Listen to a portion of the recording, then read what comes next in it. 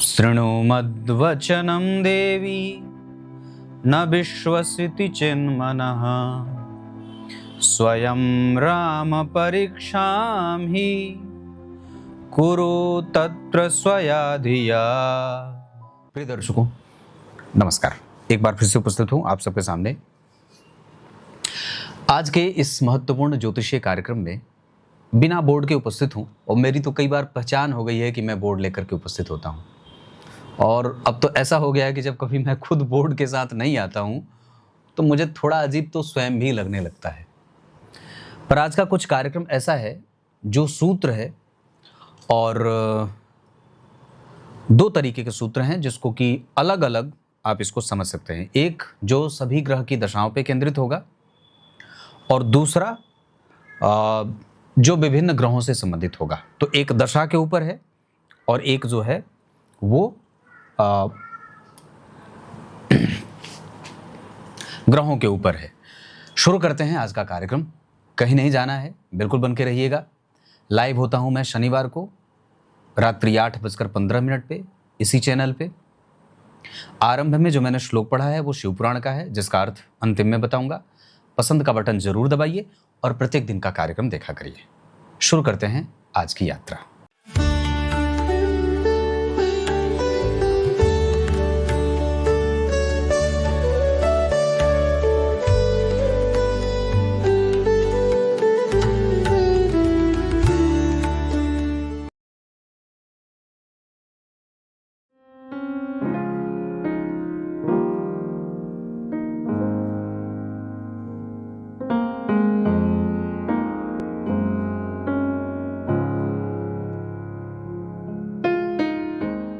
सबसे पहले बात करेंगे ज्योतिष के कुछ 9 ऐसे सूत्र, 10 ऐसे सूत्र जो कभी भी असफल नहीं होते हैं। इसमें पहला जो सूत्र है, मैंने जो लिखा हुआ है कि आपकी कुंडली में सूर्य जहां बैठते हैं, जहां बैठे हैं जिस किसी भी भाव में, उस भाव से 7वें भाव को वो अलग तरीके से उत्तेजित करते हैं। अगर एकादशवें भाव में बैठेंगे तो एक तरफ वो आपको महत्वाकांक्षी बनाएंगे और दूसरी तरफ आपके संतान से आपको उद्वेलित करेंगे। संतान से कई बार आपके पक्ष को घर्षण में लेके जाएंगे, मतलब एक कठोर रोशनी देने का काम करेंगे। ये पहली बात है। तो सूर्य के बारे में क्या कहा कि सूर्य जहां बैठे हैं वहां से ठीक सामने वाले ग्रह को कई बार, चूंकि ये क्रूर ग्रह हैं, तो क्रूरता भरी दृष्टि से देखने के कारण सामने वाले भाव पे क्रूर लक्षण पैदा करते हैं। अगर 7वें भाव में बैठेंगे तो आपके व्यक्तित्व में कई बार घर्षण देने वाला बनाएंगे। अगर लग्न में बैठेंगे तो आपके दाम्पत्य में कई बार वो घर्षण देने का काम करेंगे, ऐसा होगा।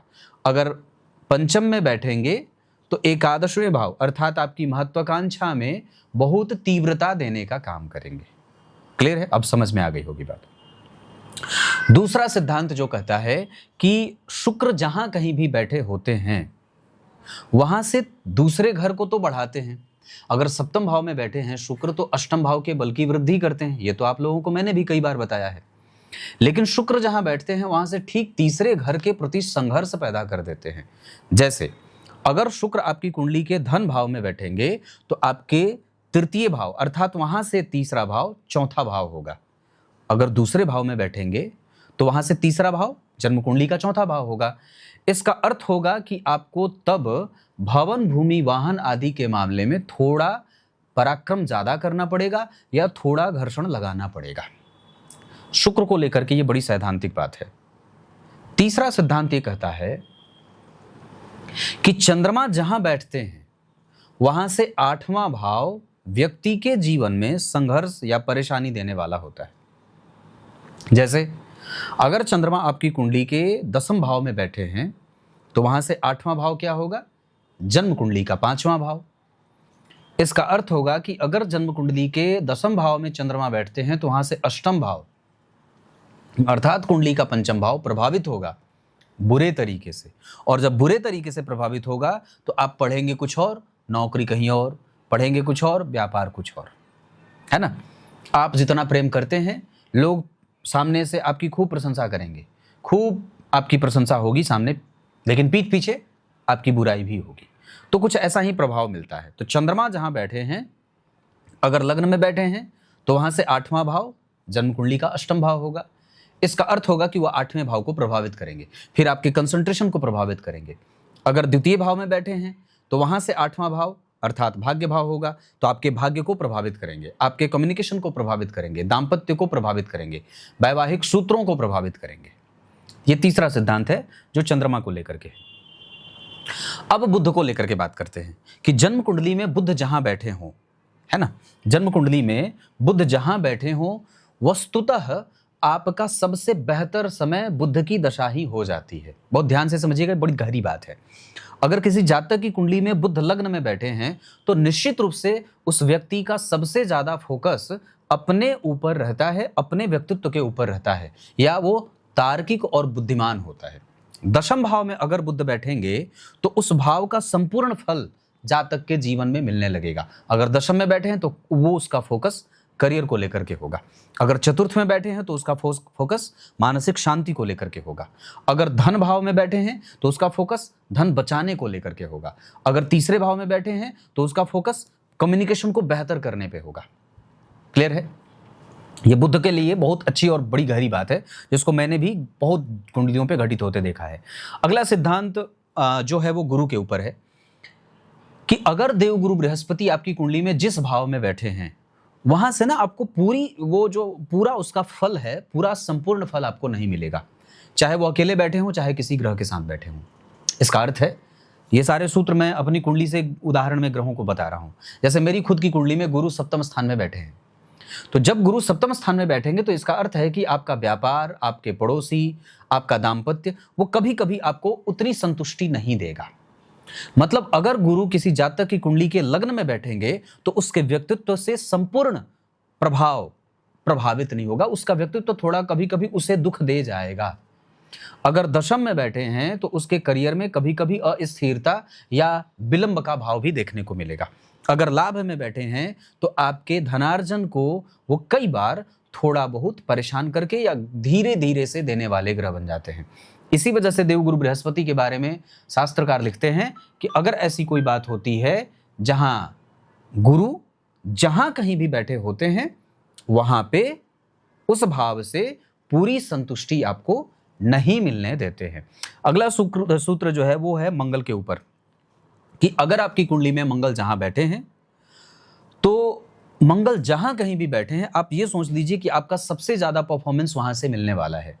मतलब अगर आपकी कुंडली के लग्न में मंगल बैठे हैं तो आप में ही सारी ऊर्जा छिपी हुई है, आप उसको पहचानिए। अगर मंगल तीसरे भाव में बैठे हैं तो इसका अर्थ होगा कि आपका बल, आपका पराक्रम, आपका भाग्य आपके भाई के संबंधों के साथ छुपा है। अगर दसम स्थान में बैठे हैं, इसका अर्थ होगा कि आपका भाग्य उदय आपके समाज से जोड़कर आपको मिलने वाला है। अगर नवम स्थान में बैठे हैं तो आपका धर्म ही आपके भाग्य को आगे बढ़ाएगा। अगर अष्टम भाव में बैठे हैं तो आपका कंसंट्रेशन ही आपको आगे बढ़ाएगा। अगर सप्तम भाव में बैठे हैं तो आपकी पत्नी ही आपकी असली एनर्जी है, वास्तविक ऊर्जा वहीं छुपी है, मतलब उनके सहयोग से आप आगे बढ़ेंगे। अगर पंचम भाव में बैठे हैं मंगल, तो वो ये बता रहे हैं कि आपकी संतति ही आपके वास्तविक ऊर्जा का कारण है। अगर दसम में बैठे तो पिता हैं, चतुर्थ में बैठे तो आपका असली सुख या असली एनर्जी, वास्तविक लक्ष्य आपकी माता है। अगर 12वां भाव है तो आप ईश्वर की भक्ति, समाज की सेवा ही आपका असली काम है, वहीं से आपको असली सुख की प्राप्ति कराएंगे ये मंगल देव, क्योंकि मंगल भगवान के नृसिंहावतार हैं। अब उसके बाद सिद्धांत आता है राहु के बारे में। राहु मैंने सारा ये सिद्धांत लिख करके रखा हुआ है। तो अगर राहु की बात करते हैं तो राहु जिस भी भाव में बैठे होते हैं वहां से एग्रेशन बढ़ाते हैं। लग्न में बैठेंगे तो आपको बहुआयामी बना देंगे। क्या बनाएंगे? आप लेखक भी हैं, पत्रकार भी हैं, वकील भी हैं, जज भी हैं, व्यापारी भी हैं, बहुत सारा है। धन में बैठे हैं तो आपको धन के प्रति वो बहुत ज्यादा लालायित करेंगे। धन इधर से भी कमा लूं, यहां से भी कमा लूं, कुछ यहां से भी मिल जाए, तो धन के प्रति व्यक्ति की जो है वो लालसा प्रकट होती रहती। तो कहने का अर्थ है कि अगर राहु जिस भाव में बैठेंगे तो उस भाव का एग्रेशन बढ़ाएंगे, और केतु देव उस भाव से संबंधित अनुभव बढ़ाएंगे। धर्म में बैठेंगे तो व्यक्ति को धर्म का अनुभव होगा, धर्म का ज्ञान होगा। लग्न में बैठेंगे तो व्यक्तित्व, वो लोगों की परख बहुत अच्छे तरीके से करता है, वो अपने बारे में बहुत अच्छे तरीके से जानता है। कई बार होता है, हम लोग प्रायः ये शिकायत करते हैं कि मैं अपने बारे में बहुत अच्छे से नहीं जानता। तो जिस व्यक्ति की कुंडली के लग्न में केतु बैठे होते हैं, वो व्यक्ति स्वयं को बहुत अच्छे से जानता है।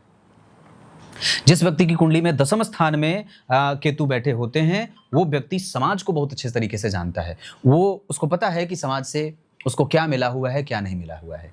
जिस व्यक्ति की कुंडली के सप्तम भाव में केतु बैठे होते हैं, उसको अपनी पत्नी के बारे में बहुत अच्छे तरीके से उसको वो पहचान जाता है।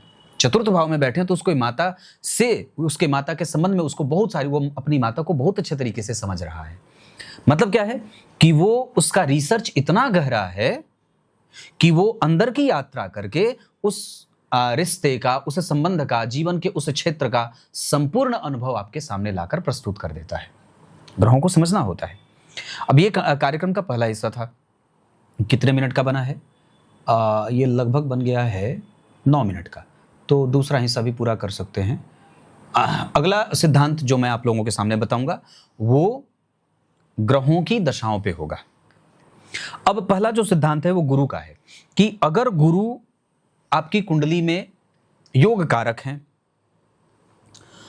और अगर वो आपकी कुंडली में केंद्र और त्रिकोण के स्वामी हैं, तो और अगर वक्त के हिसाब से उनकी दशा आपको मिल रही है, मतलब आप अभी युवावस्था में ही हैं या पढ़ाई के क्रम में ही आपको गुरु की दशा चल गई और आपकी कुंडली में गुरु योग कारक हैं, इसका अर्थ होगा कि ये आपके भाग्य उदय के प्रबल ग्रह बन गए।